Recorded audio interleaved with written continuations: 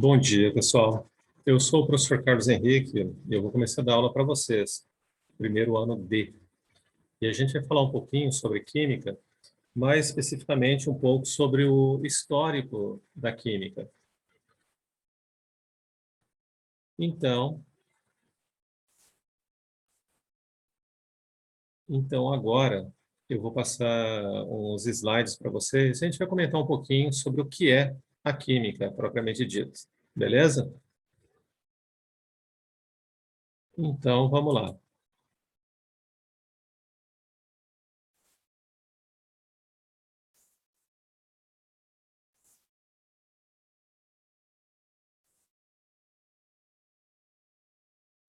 Bom, falando um pouquinho sobre a química, a gente vai falar sobre um breve histórico sobre a importância da química.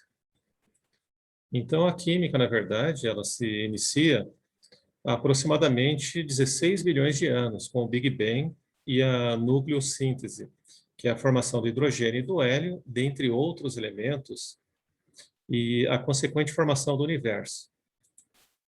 Então, a história da química tem relevância na formação dos ambientes, na evolução dos organismos. E a química na antiguidade, ou como a gente chama de pré-química, foi extremamente importante no uso de substâncias de operações químicas. Na verdade, principalmente a partir da descoberta do fogo. A partir do fogo, o homem já descobriu que ele podia ter poder para enfrentar desde de pessoas mais fortes até animais mais poderosos. Então, por volta de 500 mil antes de Cristo, descobriu-se o fogo, a iluminação, o aquecimento e o cozimento dos alimentos, através de um processo chamado de combustão. Na antiguidade, o uso de pigmentos inorgânicos, como óxido de ferro e calcário, foi muito utilizado para a produção de pinturas rupestres. Na antiguidade, tivemos o uso de pigmentos orgânicos, como a brichina e o urucum, para a produção de tintas para pintura corporal. Na antiguidade, a extração e manipulação de metais, aonde o primeiro metal a ser conhecido e manipulado pelo homem foi provavelmente, não dá para ter provavelmente o ouro, não dá para ter uma certeza absoluta, e as escavações arqueológicas mostravam que o processo de obtenção do cobre já era conhecido há cerca de 4.000 a.C.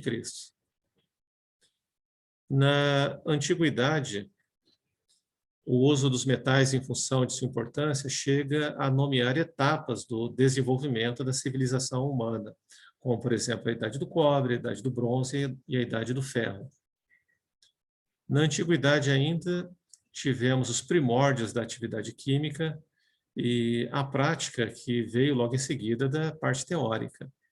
Grande parte das atividades que envolviam o uso e a transformação de substâncias químicas eram desenvolvidas unicamente com objetivos práticos. E na antiguidade ainda, nós tivemos o uso da metalurgia, a produção de vidro, de pigmentos e corantes.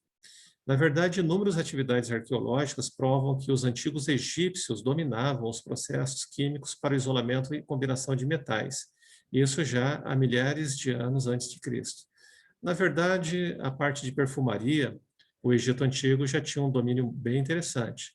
E através até das suas crenças religiosas da época, eles desenvolveram o processo conhecido por mumificação, aonde eles conservavam o cadáver, depois que a pessoa morria naturalmente, é, em bom estado de conservação por centenas de anos. A metalurgia, a produção de vidros, de pigmentos e de corantes, na antiguidade eram 7 os metais conhecidos, como ouro, prata, cobre, ferro, mercúrio, estanho e chumbo. Esses 7 metais, na verdade, eles eram associados aos 7 planetas, então conhecidos, como Sol, Lua, Vênus, Marte, Mercúrio, Júpiter e Saturno.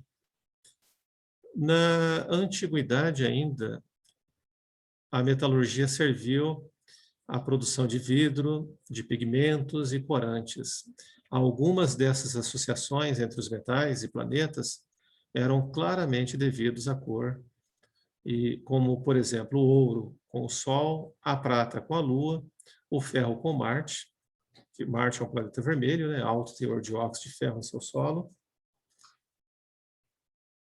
e a simbologia dos alquimistas para representar esses animais. Lua prata, Mercúrio, Mercúrio, Vênus, cobre, Sol, ouro, a Marte era pelo ferro, Júpiter, estanho, e Saturno pelo chumbo. Ao mesmo tempo que se tornavam excelentes metalurgistas, os egípcios desenvolviam a arte de produzir e manipular o vidro. Ao que tudo indica, a manufatura do vidro em larga escala teria se iniciado por cerca de 1400 a.C. Através do processo de carbonato de sódio com quartzo, eles aqueceram e obtiveram vidro, incorporando depois composto de cobre, né? Pigmentos, sobretudo de origem animal, são conhecidos desde os primórdios da humanidade. Óxidos, carbonatos, sulfetos, sempre foram muito utilizados. Na tumba de Pernebe, por exemplo, no Egito, datada de aproximadamente 2700 a.C., nós tínhamos pigmentos inorgânicos nos adornos das tumbas, como óxido de ferro e carbonato de cobre.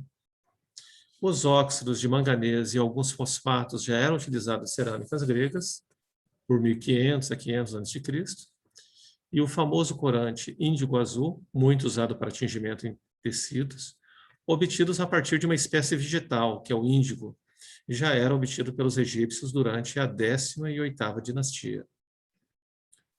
Bom, com relação à estrutura da matéria, foi em 460, aproximadamente, Demócrito e Leucipo consideravam que toda a matéria do universo era formada por átomos. Átomos vem, na verdade, de uma palavra grega, que o A significa não e o tomo divisível. Então, seria uma estrutura indivisível. E para eles, existindo um único tipo de átomo eterno e imperecível, que se movimentava no vazio. Hoje, nós sabemos que isso é errado, mas na época conseguiu-se explicar uma série de fenômenos que ocorriam naquela época.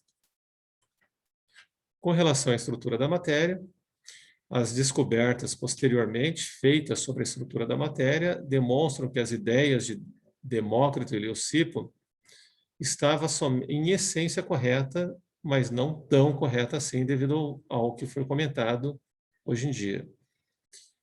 A proposta atomística de Demócrito e Leucipo foi contrariada por Anaxagoras, que acreditava na matéria como infinitamente divisível, mas a teoria deles foi posteriormente resgatada pela química moderna. Isso é mais para vocês terem uma noção